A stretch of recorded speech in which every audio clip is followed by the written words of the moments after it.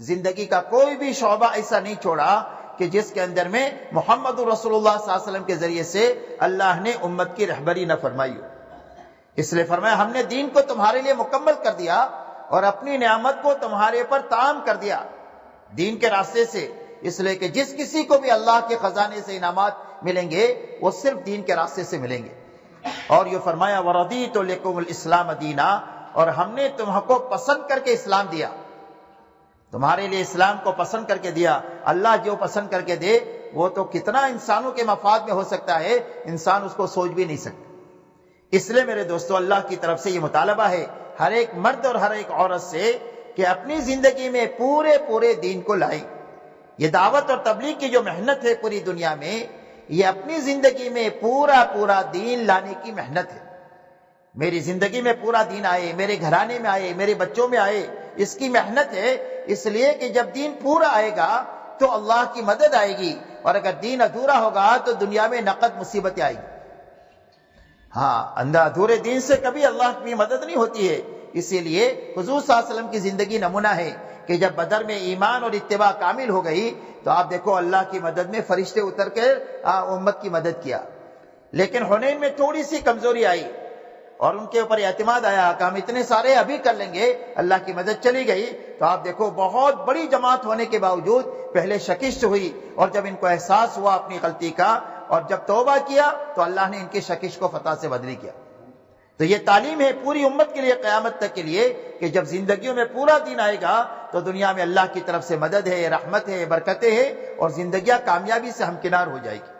تو یہ محنت اس بات کی ہے کہ ہماری اور پوری زندگی کے پوری امت کی زندگی میں پورا دین آئے۔ اب دین کیسے آئے گا؟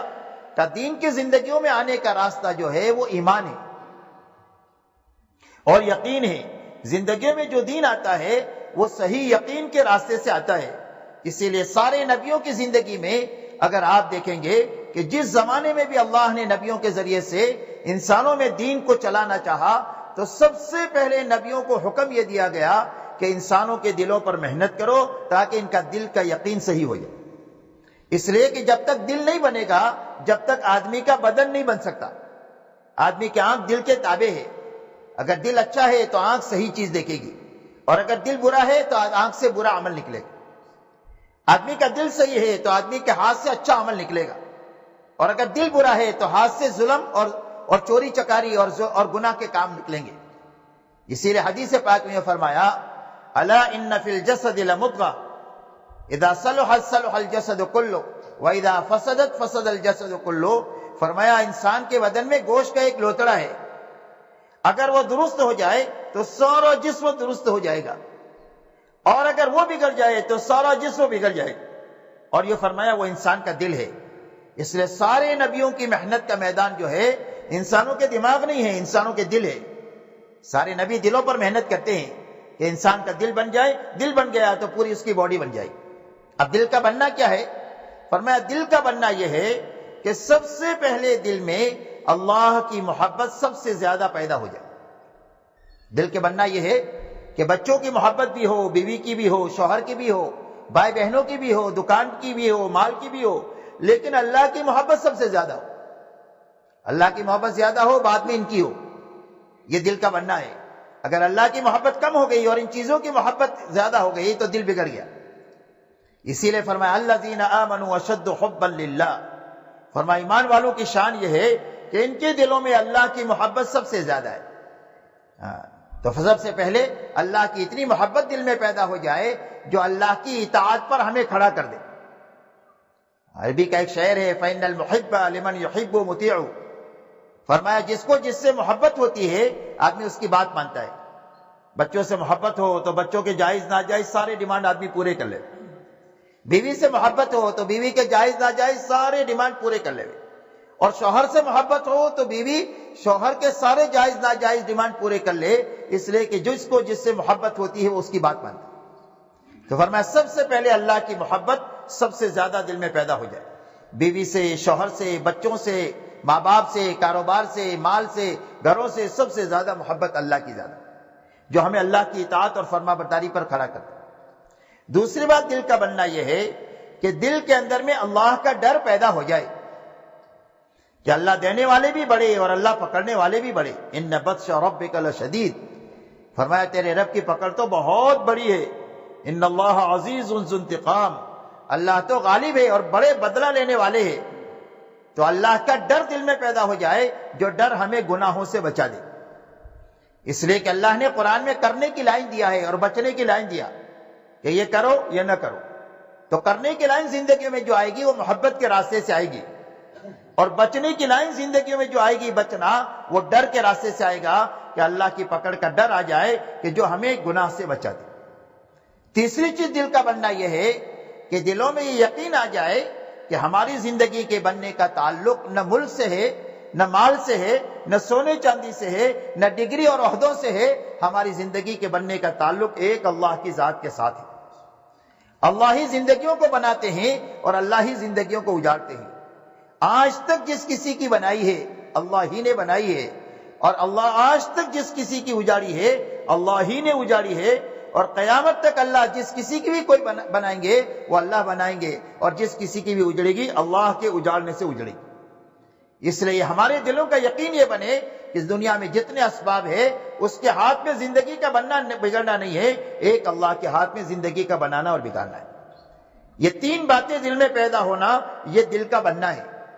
ایک اللہ کی محبت پیدا ہو جائے، اور ایک اللہ کا ڈر پیدا ہو جائے، اور ایک اللہ کا یقین پیدا ہو جائے. اس لیے کہ جب یقین پیدا ہو جائے گا تو ہر حال میں دین پر چلے گا. اب میرے دوستو دوسری بنیادی بات یہ ہے کہ زندگی تو اللہ بنانے والے ہیں، لیکن بنانے کا ضابطہ کیا ہے کہ بھئی کس کی بنائیں گے اور کس کی زندگی اجاڑیں گے. کہ اللہ کے انداز النظام نہیں ہے کہ بھئی اس کی بنا دیا اس کی اجاڑ دیا. اس لیے کہ اللہ کی کسی کے ساتھ کوئی رشتہ داری نہیں ہے. اللہ نے فرما دیا قل هو اللہ احد اللہ الصمد لم یلد ولم یولد ولم یکن له کفوا احد. فرمائے ہمارے نبی آپ اعلان کر دیجئے کہ اللہ تو ایک ہے، یکتا ہے، اور اس کی شان کیا ہے؟ فرمایا وہ تو صمد ہے، اس کو کسی کی بھی ضرورت نہیں اور سب کو اس کی ضرورت ہے. اس کا کوئی باپ بھی نہیں ہے، اس کا کوئی بیٹا بھی نہیں ہے، اس کا کوئی ہمسر نہیں، اس کا کوئی کنبا نہیں، اس کی کسی کے ساتھ کوئی رشتہ داری نہیں. اللہ سے جو تعلق جڑے گا وہ صرف دین کے راستے سے جڑے گا اور محمد الرسول اللہ کے ذریعے سے جڑے گا. اس لیے یقین پیدا ہو جائے کہ اللہ زندگی بنائیں گے اور بنانے کا ایک ہی ضابطہ ہے اور وہ محمد الرسول اللہ ہے. سارے راستے بند ہیں اللہ تک پہنچنے کے اور جنت تک جانے کے سوائے ایک ہی راستے کے، اور وہ راستہ ہے محمد الرسول اللہ کا. اسی لیے اللہ جل شانہ نے قرآن پاک میں اعلان فرمایا قل ان کنتم تحبون اللہ فاتبعونی یحببکم اللہ ویغفر لکم ذنوبکم واللہ غفور الرحیم. اللہ جل شانہ فرماتے ہیں کہ اے ہمارے نبی جی آپ اپنی زبان مبارک سے اعلان کر دیجئے کہ اگر تم میں سے جس کسی کو بھی اللہ سے محبت کا دعویٰ ہے کہ مجھے اللہ سے محبت ہے تو اس کی دلیل یہ ہے کہ میرے پیچھے پیچھے چلو. یعنی محمد صلی اللہ علیہ وسلم کے پیچھے پیچھے چلنا یہ اللہ سے محبت کی دلیل ہے، اور آپ کے پیچھے چلے بغیر جو ہے وہ محبت کا دعویٰ یہ جھوٹا دعویٰ ہے. تو فرمایا میرے پیچھے پیچھے چلو. جب محمد صلی اللہ علیہ وسلم کے پیچھے چلیں گے تو فرمایا کہ اللہ تمہارے سے محبت کرے. جو محمد صلی اللہ علیہ وسلم کے پیچھے چلے اور جو اپنی زندگی کو محمد صلی اللہ علیہ وسلم کے سانچے میں ڈھال دے، فرمایا اللہ اس سے محبت کریں گے، اللہ اس کو اپنا محبوب بنا لیں گے. اور اگر آدمی ہے کبھی غلطی ہو جائے گی تو اللہ گناہوں کو معاف فرما دیں گے، اس لیے کہ اللہ تو بہت معاف کرنے والے ہیں. اس لیے فرمایا زندگی کے بنانے کا ایک ہی ضابطہ ہے اور وہ محمد رسول اللہ ہے. اسی لیے فرمایا جس کی زندگی محمد صلی اللہ علیہ وسلم کی سنتوں پر اور آپ کے طریقے پر آئی جائے گی، فرمایا اس کا پہلا نفع یہ ہوگا کہ نیک لوگوں کے دلوں میں اللہ اس کی محبت پیدا کر دے، اور برے لوگوں کے دلوں میں اللہ اس کا رعب پیدا کر دے. اور فرمایا اس کی روزی میں اللہ برکت دے دیں گے، اور اللہ اس سے دین میں پختگی اور مضبوطی دے دیں گے کہ دنیا کی کوئی طاقت اس کو لالچ کی بنیاد پر بھی دین سے نہیں ہٹا سکتی ہے، اور اس کو تشدد کی بنیاد پر بھی نہیں ہٹا سکتی ہے. یہ کروڑوں کے لالچ میں اپنے دین کو نہیں بیچے گا، اور یہ اگر اس کو سولی پر بھی لٹکا دیا جائے تو سولی کے خوف سے یہ دین کو چھوڑے گا نہیں. فرمایا اللہ اس کے اندر میں دین کی پختگی اتنی دیں گے سنت پر چلنے کی وجہ سے. اور فرمایا جو سنت پر چلے گا قبر میں محمد صلی اللہ علیہ وسلم کے چہرے کو دیکھ کر کے پہچان جائے گا کہ یہ تو میرے آقا محمد رسول اللہ صلی اللہ علیہ وسلم ہے، کہ جن کی قدم قدم پر میں اقتدا کیا کرتا تھا، اور جو محمد صلی اللہ علیہ وسلم کو قبر میں پہچان لے گا، قیامت کے دن محمد صلی اللہ علیہ وسلم اس کو پہچان لیں گے۔ اس لیے میرے دوستو، یہ بنیادی بات ہے زندگیوں میں دین کے آنے کے لیے کہ ہمارا دل اندر سے اس یقین کے اوپر آئے، اور یہ محمد صلی اللہ علیہ وسلم والی زندگی ہمارے پورے جسم میں آ نہیں سکتی ہے نماز کے بغیر۔ اسی لیے اللہ نے ایمان کے بعد نماز عطا فرمائی ہے، اس بات کی مشق کرنے کے لیے کہ ہر مسلمان مرد اور عورت دن میں 5 مرتبہ اپنے تمام تر کاموں کو چھوڑ کر اللہ کے دربار میں آئے اور آ کر آنکھ کا استعمال سیکھے کہ بھئی آنکھ سے کیا دیکھنا ہے، اپنے زبان سے کیا بولنا ہے، اپنے ہاتھوں سے کیا پکڑنا ہے، اپنے پیروں کو کہاں رکھنا ہے، کہ اپنے پورے بدن کا استعمال سکھانے کے لیے اللہ دن میں 5 مرتبہ ہر مرد اور عورت کو اپنے دربار میں بلا کر کھڑا کرتے ہیں اور اپنے سامنے کھڑے کر کے کہتے ہیں کہ سب سے پہلے تو اقرار کر کہ تیری پرورش کا تعلق تیرے شوہر سے نہیں ہے، تیری نوکری سے نہیں ہے، تیرے ملک اور مال سے نہیں ہے، بلکہ تیری پرورش کا تعلق ایک اللہ کی ذات کے ساتھ ہے۔ الحمدللہ رب العالمین۔ یہ تمام تعریفیں اس اللہ کے لیے ہے جو تمام جہانوں کے پالنے والے ہیں۔ رکوع میں گئے تو یہی کہ سبحان ربی الاعلی، سجدے میں گئے تو یہی کہ سبحان ربی العظیم، سبحان ربی الاعلی۔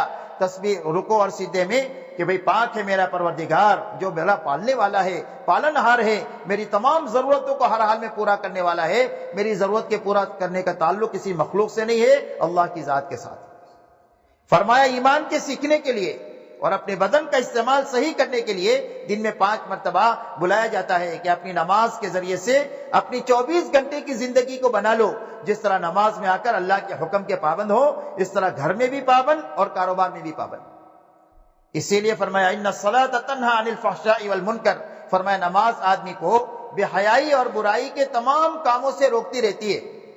نماز بنتی جائے گی تو زندگی صاف ستھری بنتی جائے گی۔ اسی لیے اللہ والے فرماتے ہیں کہ نماز کی مثال ایسی ہے جیسے گھر میں روشن دان ہوتا ہے یا کھڑکی ہوتی ہے، کہ گھر کا خراب دھواں باہر جو جائے گا وہ اسی روشن دان سے جائے گا، اور تازہ ہوا جو گھر میں آئے گی وہ اسی روشن دان سے آئے گی۔ فرمایا اسی زندگیوں میں جتنی برائیاں ہے، فرمایا نماز کے راستے سے نکلے گی، اور جتنی اچھائیاں زندگیوں میں اللہ کو پسند ہے وہ نماز کے راستے سے آئے گی۔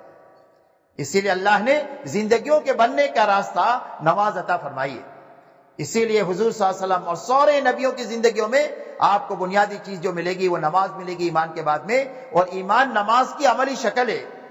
نماز جو ہے وہ اللہ کا بندہ ہونے کا اقرار ہے، اور نماز جو ہے کلمہ اور نماز یہ اللہ کی بندگی کا اظہار ہے۔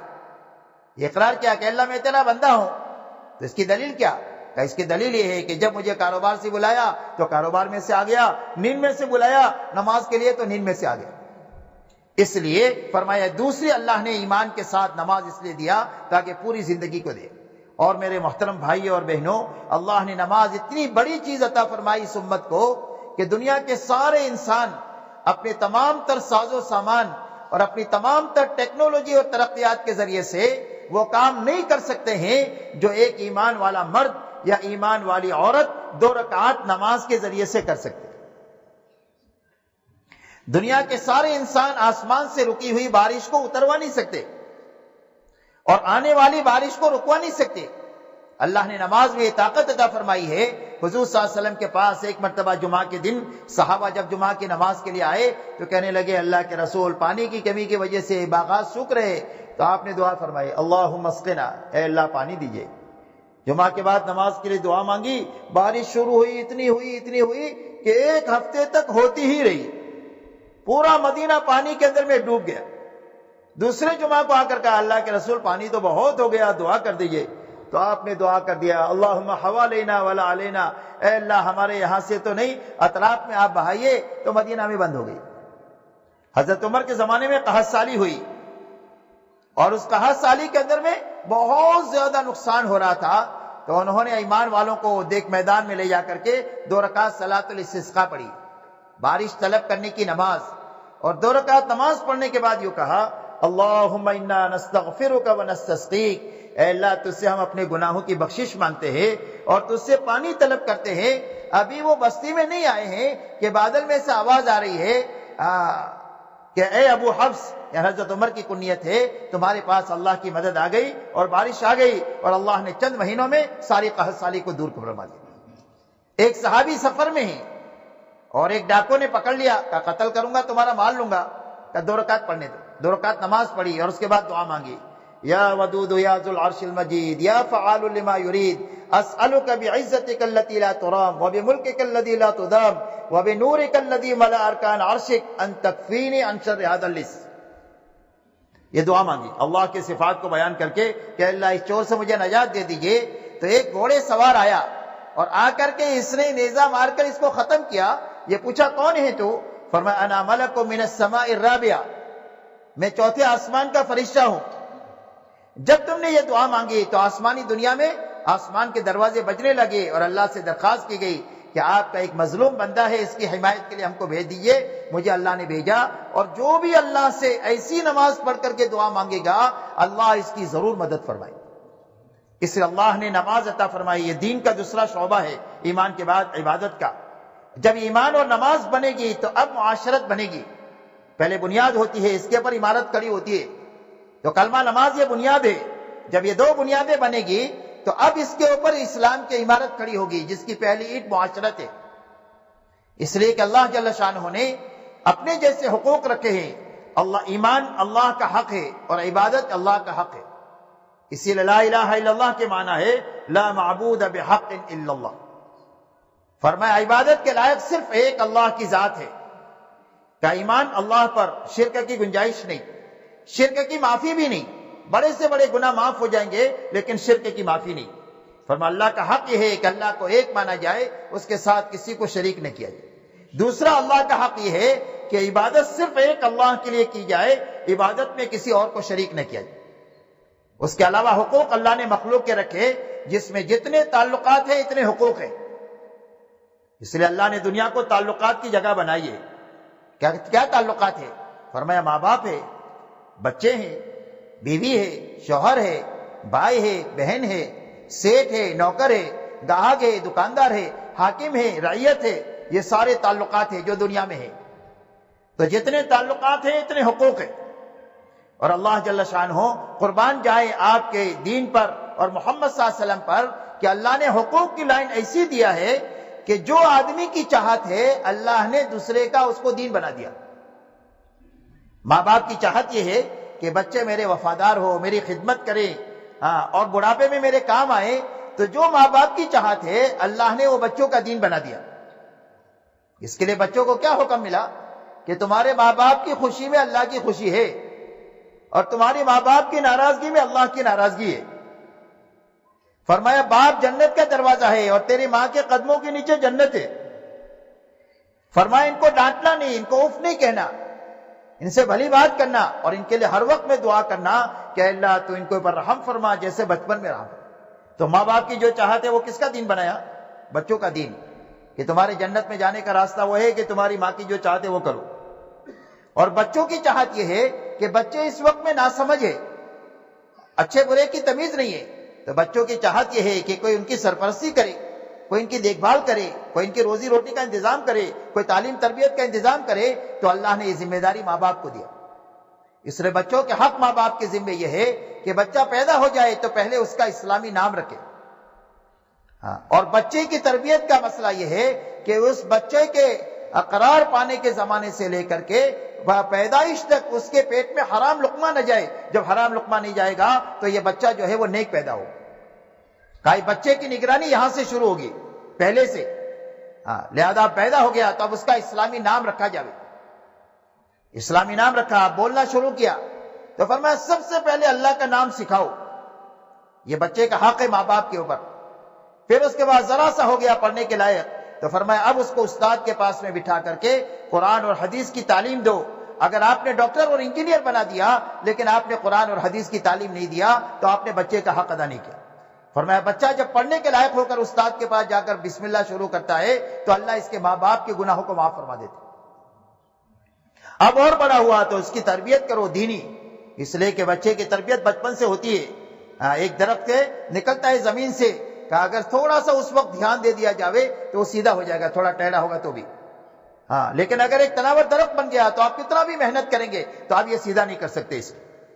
تو فرمایا اس کی دینی تربیت کرنا، اور جب جوان ہو جائے تو دینداری کو دیکھ کر اس کی شادی کرا دینا، یہ بچے کا حق ہے ماں باپ کے اوپر. تو جو بچوں کی چاہت ہے ماں باپ کا دین بنایا، جو ماں باپ کی چاہت ہے وہ بچوں کا دین بنایا. ایسے ہی ہر جگہ پوری بات، شوہر میں، بیوی میں، بھائیوں میں، بہنوں میں، پڑوسی میں، ہر ایک نے اب تفصیل میں نہیں جا سکتے اس میں. تو فرمایا جتنے حقوق ہیں ان حقوق کو جان کر کے زندگی گزارنا، ادا کرتے ہوئے، اس لیے کہ جب حقوق ادا ہو جائیں گے تو گھر جنت کا نمونہ بن جائے گا.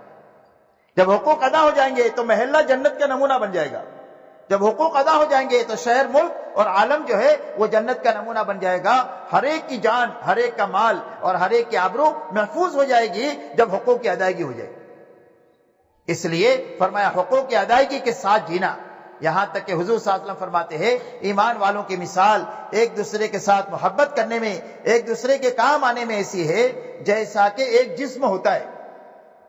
جسم میں سارے اعضاء الگ ہے اور ہر ایک کی شکل الگ ہے، ہر ایک کا کام الگ ہے، لیکن اتنا زبردست جوڑ ہے کہ اگر چلتے ہوئے ٹھوکر لگ جائیں تو پورا جسم اس کی تکلیف کو محسوس کرتا ہے.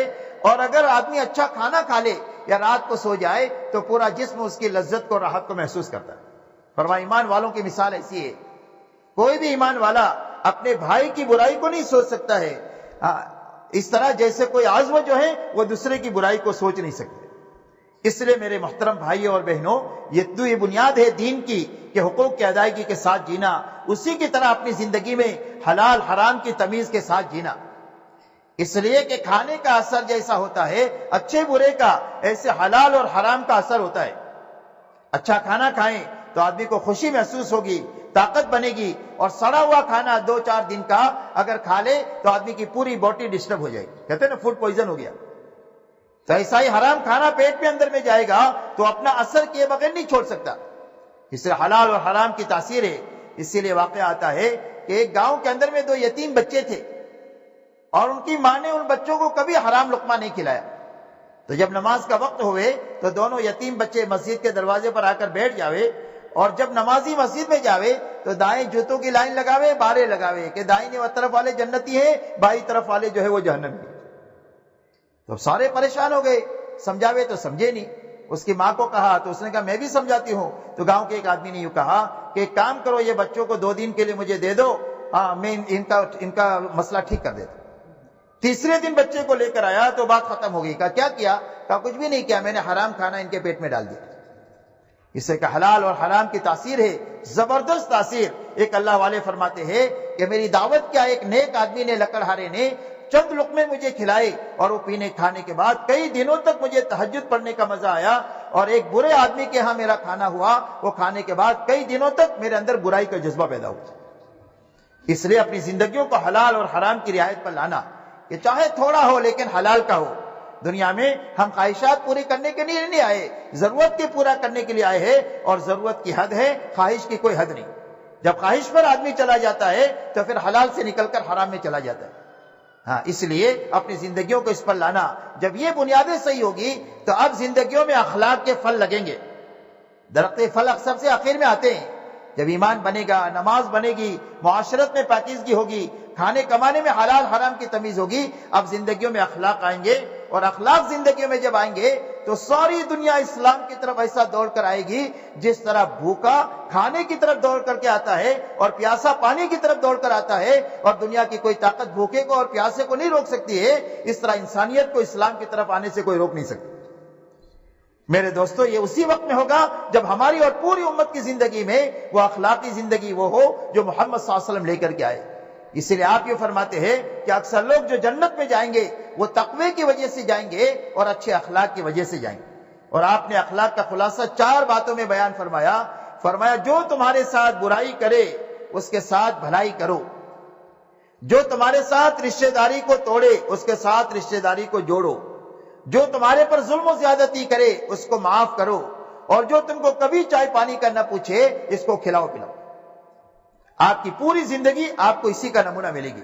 آپ نے اپنی زندگی میں کسی سے بدلہ نہیں لیا، آپ مکہ میں جب 8 ہجری میں داخل ہوئے ہیں تو مکہ میں وہ لوگ موجود ہیں جنہوں نے آپ کے راستے میں کانٹے بچھائے تھے، آپ کے اوپر اونٹ کی اوٹ ڈالی تھی، آپ کی بیٹی حضرت زینب کو نیزہ مارا تھا، یہ سارے لوگ موجود تھے، لیکن آپ نے کسی سے بدلہ نہیں لیا۔ آپ نے فرمایا میں تمہارے ساتھ وہ معاملہ کروں گا جو میرے بھائی یوسف نے اپنے بھائیوں کے ساتھ کیا تھا۔ جن بھائیوں نے کنویں میں ڈالا تھا حضرت یوسف علیہ السلام کو اور بازار میں بیچے گئے اور جیل کی سزا کاٹنے پڑی، جب یہ بھوکے ننگے آئے ہیں تو آپ نے یہ فرمایا لا تثریب علیکم اليوم، کوئی تمہارے پر لعن طعن نہیں، جاؤ اللہ تمہیں معاف کرے، ہم نے تمہیں معاف کر دیا۔ مکہ والوں کو آپ نے فرمایا جاؤ سارے تم آزاد ہو۔ یہ کہتے ہیں کہ ہمیں ایسا لگ رہا تھا کہ ہم اپنی قبروں سے اٹھے اور ہمیں نئی زندگی ملی۔ تو محمد صلی اللہ علیہ وسلم یہ زندگی لے کر آئے اور آپ نے اپنی زندگی میں کبھی کسی سے کوئی چیز نہیں چاہی۔ آپ نے اعلان کر دیا ما اسألکم علیہ من اجر، کہ تم سے ہم کچھ بھی نہیں چاہتے، ہم تو اللہ سے لیں گے، اس لیے ہم کسی کے ساتھ بھلائی کریں گے تو کیا کہیں گے؟ فرمایا ہم کو کسی سے کچھ نہیں لینا ہے، ہم تو صرف اللہ کو چاہتے ہیں اور آخرت کو چاہتے ہیں۔ میرے دوستو، اللہ کی طرف سے ہر ایمان والے مرد سے اور ہر ایمان والی عورت سے اس زندگی کا مطالبہ ہے، اور قبر میں اس زندگی کو دیکھا جائے گا، اور قیامت کے دن محمد صلی اللہ علیہ وسلم کی زندگی ایک طرف ہوگی، ہر ایک کی زندگی کو ان سے ملایا جائے گا۔ جس کی زندگی محمد صلی اللہ علیہ وسلم کی زندگی سے میل کھائے گی اس کا بھاؤ ملے گا، اور جس کی زندگی محمد صلی اللہ علیہ وسلم کی زندگی سے ہٹی ہوئی ہوگی وہ زندگی آدمی کے منہ پر مار دی جائے گی۔ اس لیے دعوت اور تبلیغ کی محنت اس بات کی ہے کہ یہ مبارک زندگی ہمارے اندر آئے، ہمارے گھرانے میں آئے، ہماری عورتوں اور بچوں میں آئے، اور پوری امت میں آئے، اور ساری انسانیت میں آئے۔ اس لیے یہ محنت ہے، اس لیے کہ اللہ نے دنیا کو دارالاسباب بنایا ہے۔ یا ہر کام کے لیے اللہ نے سبب بنایا۔ آپ کو روزی چاہیے تو محنت کرو، آپ کو پھل چاہے تو کھیتی کرو، اولاد چاہے تو شادی کرو، ایسا ہی یہ زندگی چاہیے تو اس زندگی کے لیے محنت کرو۔ اب اس کے لیے کیا محنت ہے؟ کہ اس کے لیے محنت جو ہے یہ دعوت کی مبارک محنت ہے کہ ہر ایک مرد اور ہر ایک عورت اس بات کی محنت کرے کہ یہ زندگی میرے اندر میں آئے اور پوری امت کے اندر میں یہ زندگی آئے۔ اسی لیے حضور صلی اللہ علیہ وسلم نے پوری امت کو اس زندگی پر کھڑا کیا، اور اس کو حاصل کرنے کے لیے اور پوری دنیا میں پھیلانے کے لیے آپ نے ان کو محنت پر کھڑا کیا۔ مرد بھی محنت پر پہ تھے، عورتیں بھی محنت پر تھی، جوان بھی محنت پر تھے، بوڑھے بھی محنت پر تھے۔ اور محنت کے معنی یہ ہے کہ ہر ایک مرد اور عورت اپنی جان مال کے لگانے کی ترتیب صحیح کر دے۔ محنت کے کیا معنی؟ محنت کے معنی یہ ہے کہ جان مال ہم وہاں لگائیں جہاں لگانے کے لیے محمد صلی اللہ علیہ وسلم نے کہ لگانے کے لیے بتلایا ہے۔ اس لیے آپ نے اس امت کی جان مال کے لگانے کی جو ترتیب قائم کیا تھا کہ ہر ایک ایمان والے کی جان مال ایک تو اللہ کے کلمے کو سیکھنے پر لگے اور اس کو پھیلانے پر لگے۔ کلمے کو سیکھے اور کلمے کو پھیلائے، اس پر اپنی جان مال لگائے۔ اپنی جان مال کو اللہ کی عبادت پر لگائیں، نماز پر لگائیں، روزے پر لگائیں، زکوٰۃ پر لگائیں، حج پر لگائیں۔ یہ سارے احکام جان مال ہی کی طرف متوجہ ہوتے ہیں۔ اور اپنی جان مال کو مخلوق خدا کی خدمت پر لگائیں، یتیموں پر، بیواؤں پر، مسکینوں پر، فقراء پر، محتاجوں پر، بیماروں پر، مدیونین کے اوپر۔ فرمایا جو جس لائن کا حاجت مند ہے اس پر اپنی جان مال لگا کر کے ان کے ساتھ اخلاق کا معاملہ کرنا، اور بھئی اپنی ضرورت بھی ہے ان ضرورتوں میں بھی بقدر ضرورت لگانا، اسراف سے بچتے ہوئے لگانا۔ اس لیے کہ اسراف کی تو کوئی حد نہیں ہے۔ اسراف کی مثال کہتے آگ کی ہے۔ آگ میں کتنا بھی لکڑی آپ ڈالیں گے وہ سب کو جلا جائے گی، اس کا پیٹ ہی نہیں بھرے گا۔ آپ کے پورے ملک کی لکڑی ڈالو تو سب کو جلا دے گے، بولے اور لاؤ۔ ہندوستان کی لکڑی ڈالو سب کو جلا دے گی، بولے اور لاؤ۔ فرمایا ایسا اسراف ہے، خواہشات ہے، فضول خرچی ہے۔ فرمایا اس کی کوئی حد ہی نہیں، حاجت کی حد ہے کہ بھئی بھوک لگی ہے، 2 روٹی ہے، 50 گرام 100 گرام چاول ہے کا ضرورت پوری ہو جائے گی۔ اور خواہش کی کوئی حد نہیں ہے، 100 قسم کا کھانا دسترخوان پر لگا ہوا ہے، 3 گھنٹے تک جگالی کیا بیٹھ کر، پھر یہ کہہ کر اٹھتا ہے کہ بھئی فلانی قسم نہیں ہوئی، وہ ہوتی تو پیٹ بھرتا۔ اس لیے کہ خواہش کی کوئی حد ہی نہیں ہے۔ تو اس لیے اپنی زندگیوں کو ان بنیادوں پر لانا، اس کی محنت دعوت اور تبلیغ کے ذریعے سے۔ اب اس کے لیے کیا راستہ ہے؟ کہ اس کے لیے راستہ یہ ہے کہ ہر مرد اللہ کے راستے میں 4 مہینہ لگا کر کے اپنی زندگی کا رخ صحیح کرے۔ آج دلوں کا رخ صحیح نہیں ہے، دلوں کا رخ مخلوق کی طرف ہے، حالانکہ ہمارے دل کا رخ اللہ کی طرف ہونا چاہیے۔ کہ مخلوق کو ہم ناراض کر سکتے ہیں، اللہ کو ناراض نہیں کر سکتے۔ آج دلوں کا رخ مال کی طرف ہے، اعمال کی طرف نہیں ہے۔ اس لیے مال کی لالچ میں حکم ہم توڑ دیتے ہیں، اس لیے کہ دلوں کا رخ مال کی طرف ہے۔ آج ہمارے دلوں کا رخ دنیا کی طرف ہے کہ دنیا کے فائدے کے لیے ہم آخرت کا نقصان کر دیتے ہیں، حالانکہ دلوں کا رخ آخرت کی طرف ہونا چاہیے۔ اس لیے ہمارے دلوں کا رخ اللہ کی طرف ہو جائے، حکموں کی طرف ہو جائے اور آخرت کی طرف ہو جائے، اور ہمارا فکر دعوت کا بن جائے۔ آج ہماری سب کی فکر یہ ہے کہ اچھے سے اچھا کپڑا ہم کو ملے، اچھے سے اچھے کھانے ملے، اچھے سے اچھے مکانات ہو، اچھے سے اچھی گاڑیاں ہو، دھوم دھام سے شادیاں ہو۔ آج ہماری 24 گھنٹے کی فکر یہ ہے، اور ہماری فکر ہو جائے دعوت کی، کہ اللہ کا کلمہ دنیا میں پھیلے۔ ہم سارے کام کریں گے لیکن دعوت کی فکر کے ساتھ کریں گے۔ کہ اس کے لیے مرد اللہ کے راستے میں 4 مہینہ لگا کر کے دن بھر محنت کریں، اور رات کا اچھا وقت اللہ کے سامنے کھڑے ہو کر دعاؤں میں اور اللہ کے سامنے آنسو بہانوں میں لگا۔ پھر 4 مہینہ لگانے کے بعد واپس آ جائے۔ اب گھر میں بھائی ہے تو بھائی کو بھیجے، بھائی واپس آ گیا تو اب بیٹا ہے تو بیٹے کو بھیجے۔ گھر میں جتنے مرد ہیں وہ سب باری باری 4 مہینہ لگائے، اور اس کے بعد واپس آ کر اپنے گھر کاروبار میں دین اور دین کی محنت کے ساتھ رہے۔ اس لیے کہ اسلام میں ملنگ پنا بھی نہیں ہے، اسلام میں نفسانیت بھی نہیں ہے۔ نفسانیت بھی غیروں کا طریقہ ہے اور رہبانیت بھی غیروں کا طریقہ ہے۔ اسلام ان دونوں کے بیچ کا راستہ ہے کہ ہر ایمان والے کی گھریلو زندگی ہو، کاروباری زندگی ہو، لیکن دین کے ساتھ ہو اور دین کی محنت کے ساتھ ہو۔ اس لیے یہ اللہ کے راستے میں نکل کر محنت کرے، واپس آنے کے بعد مقامی محنت میں کرے۔ اس کے لیے ہماری بہنیں اپنے گھروں میں دعوت کے کام کے لیے ایک تو معاون ہو۔ عورتوں کے جو کام ہے وہ یہ ہے کہ ہر عورت دعوت کے کام کے لیے رکاوٹ نہ بنے بلکہ مددگار بنے۔ جس طرح حضور صلی اللہ علیہ وسلم کے زمانے میں ساری امہات المؤمنین اور ساری صحابیات رضوان اللہ علیہن اجمعین اللہ کے دین کے لیے کوئی رکاوٹ نہیں تھے، بلکہ اللہ کے دین کے لیے مددگار تھے۔ آپ دیکھ لیں حضرت خدیجہ الکبریٰ رضی اللہ تعالیٰ عنہا نے جس طرح حضرت ابو بکر نے پورا مال لگایا ہے اللہ کے دین کے لیے، ایسے حضرت خدیجہ الکبریٰ نے بھی اپنا پورا مال اللہ کے دین کے لیے لگایا۔ جس طرح حضرت مصعب ابن عمیر کی شہادت اللہ کے دین کے لیے ہوئی ہے، ایسے حضرت سمیہ رضی اللہ تعالیٰ عنہا کی شہادت بھی اللہ کے دین کے لیے ہوئی ہے۔ اگر جو ہے وہ صحابہ بڑی بڑی قربانی دیے ہیں تو عورتوں نے بھی بڑی بڑی قربانیاں دیا۔ حضرت خنسہ رضی اللہ تعالیٰ عنہ نے اپنے 4 بیٹوں کو اللہ کے دین کے اوپر قربان کیا ہے اور اس کے بعد شکرانے کی نماز پڑھی۔ اس لیے میرے محترم بھائیوں اور بہنوں، ہماری عورتیں بھی اللہ کے دین کے لیے مددگار ہو، یہ سب سے پہلا ان کا کام ہے۔ دوسرا ان کا کام یہ ہے کہ یہ اپنے گھروں میں نماز کی فضا بنائے، کہ گھر کے اندر میں نماز کا وقت ہو گیا، اذان ہو گئی، اب سارے کام چھوڑ کر کے سب سے پہلے نماز کی فضا بنا، اور اپنی نماز بنا محنت کر کے اپنی نماز کے اندر میں اللہ والا یقین لائیں، اپنی نماز کے اندر میں فضائل کا استحضار لائیں، اپنی نماز کے اندر میں مسائل والا علم لائیں، اور اپنی نماز میں اللہ والا دھیان لائیں، اور اپنی نماز میں اللہ کو راضی کرنے والی نیت لائے۔ یہ 5 باتیں محنت کر کے اپنی نماز میں لائیں گے تو یہ نماز ہماری زندگیوں کو بنا دے۔ اسی کے ساتھ میں اپنے گھر میں 7 سال کی بچی اور بچے سے لے کر 100 سال تک گھر میں جتنے ہیں وہ سارے نمازی ہو، ایسی نماز کی گھر کے اندر میں فضا بنانا۔ ہمارا گھر صرف ہوٹل نہیں ہونا چاہیے، اور ہمارا گھر صرف گیسٹ ہاؤس نہیں ہونا چاہیے یا ریسٹورنٹ نہیں ہونا چاہیے کہ کھائے نکل گئے اور سوئے نکل گئے، بلکہ ہمارے گھر میں دعوت کی فضا ہو، ہمارے گھر میں عبادت کی فضا ہو کہ سارے نمازی ہو۔ مرد مسجدوں میں نماز پڑھیں اور عورتیں اور بچیاں اپنے گھر کے اندر میں نماز پڑھیں، اور اسی کے ساتھ میں اپنے گھر میں مدرسہ ہو۔ ہمارا گھر درسگاہ ہونا چاہیے دین کے سیکھنے کے لیے۔ حضور صلی اللہ علیہ وسلم کے زمانے میں مرد اللہ کے راستے میں جا کر مسجد میں جا کر دین کو سیکھ کر آتے تھے اور اپنے گھر میں عورتوں اور بچوں کو سکھا دیتے تھے۔ اس لیے ہمارے گھر میں تعلیم کا حلقہ ہو جس میں فضائل کی تعلیم ہو، جتنا بشاشت ہو، 2 منٹ 4 منٹ 5 منٹ 15 منٹ آدھے گھنٹے تک اس کو لے کر کے جانا ہے۔ فضائل کی تعلیم کے ساتھ میں 6 نمبر کا مذاکرہ بھی ہو، اور مسائل اپنے مردوں کے ذریعے سے پوچھ کر کے اپنی پوری زندگی کو علم کی روشنی میں گزارے۔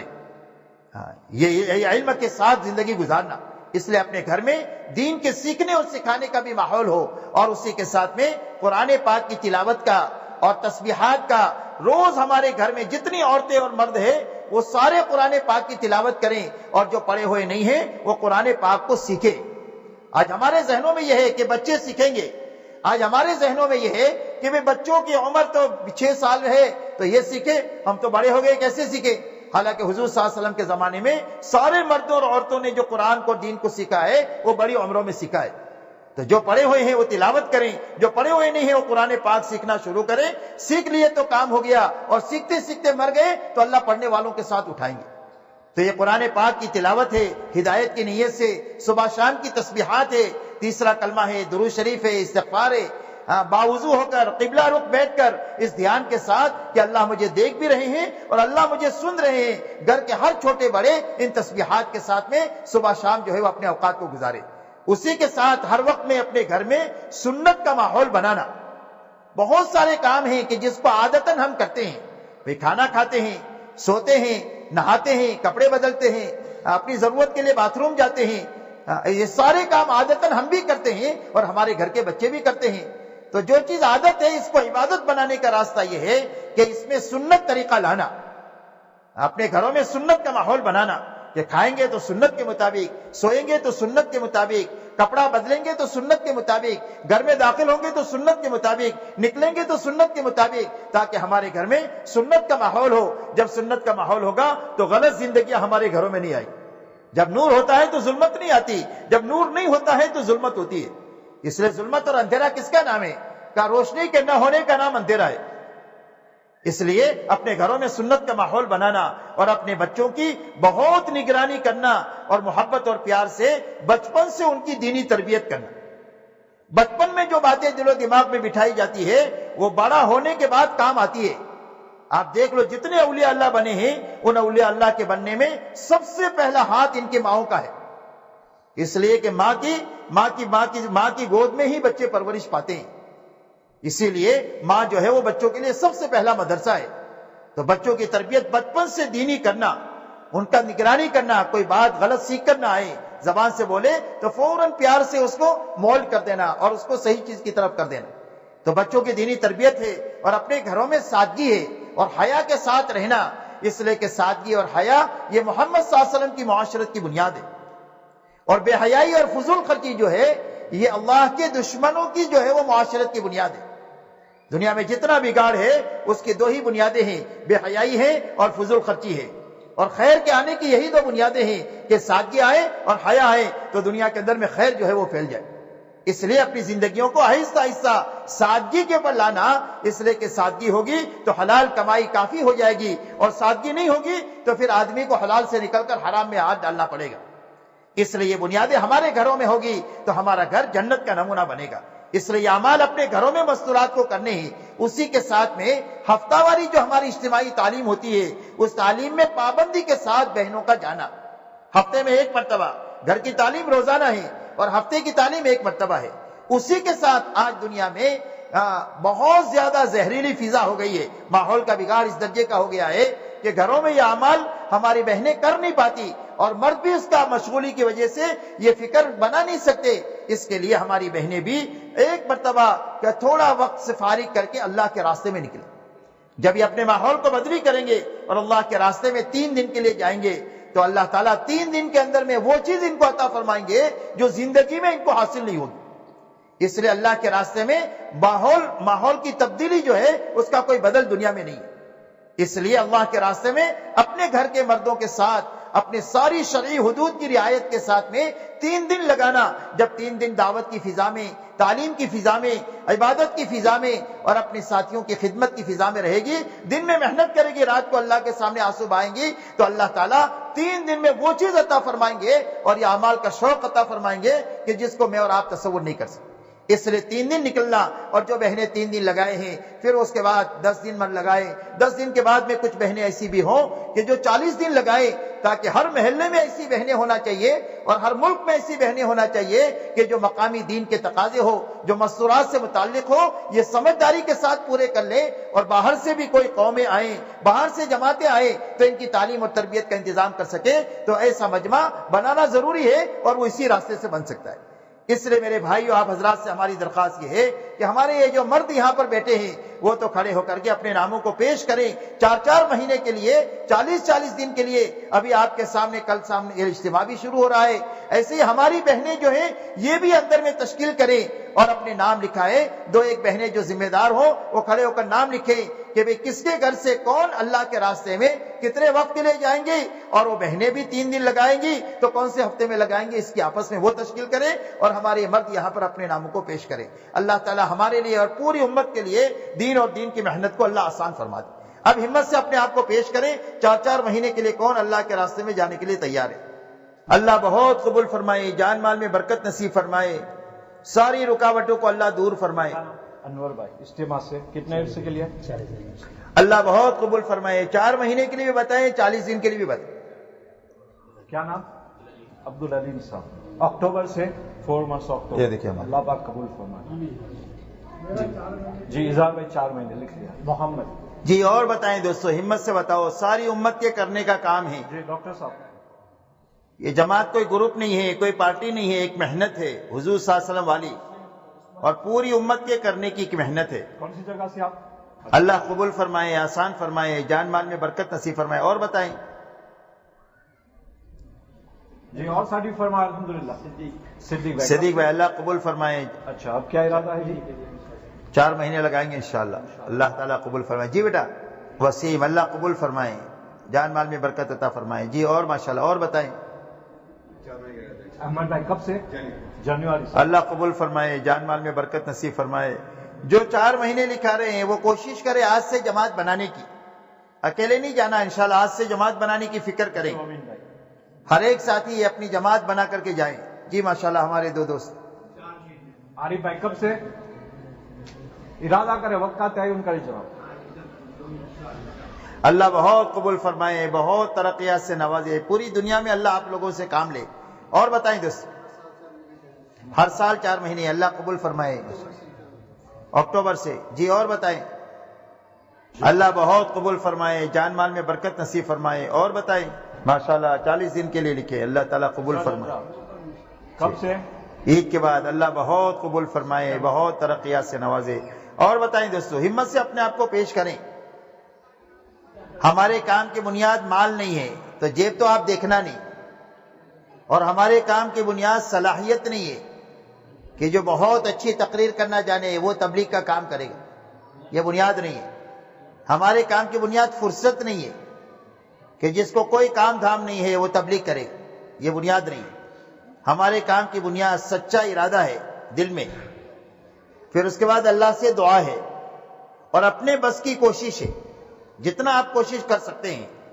جب یہ 3 چیزوں میں اللہ سچائی دیکھیں گے تو اللہ آپ کے لیے اسباب پیدا کر دیں گے. مال چاہیے تو مال دیں گے, صلاحیت چاہیے تو صلاحیت دیں گے, اور وقت چاہیے تو وقت اللہ اپنے خزانے سے دیں گے. ارادے میں سچائی, دعا میں سچائی, اور کوشش میں سچائی. جو اپنے بس میں اتنی کوشش, تو اللہ آگے کا کام اللہ کر دے. بتاؤ اس کے لیے کون تیار؟ ارادہ, دعا اور کوشش. اللہ بہت قبول فرمائے, آسان فرمائے. اور بولو ماشاءاللہ. واہ بھائی واہ. کیا نام؟ کھڑے ہو کر بول بیٹا. اشرف بھائی. اللہ بہت قبول فرمائے, جان مال میں برکت نصیب فرمائے. اللہ اس جوان کو پورے عالم کے لیے قبول فرمائے. اور بولو دوست. جی بتائیں بھائی. ٹھیک ہے انشاءاللہ. اس کے علاوہ ہماری بہنیں بھی جو ہے یہ 2 دن اجتماع کے لیے, ایک تو اپنے مردوں کو بھیجے, اور اس کے علاوہ اپنے گھروں کے اندر میں دعاؤں کا اہتمام کریں اور روزہ بھی رکھیں, تاکہ اللہ تعالیٰ اس اجتماع میں کامیابی عطا فرمائے.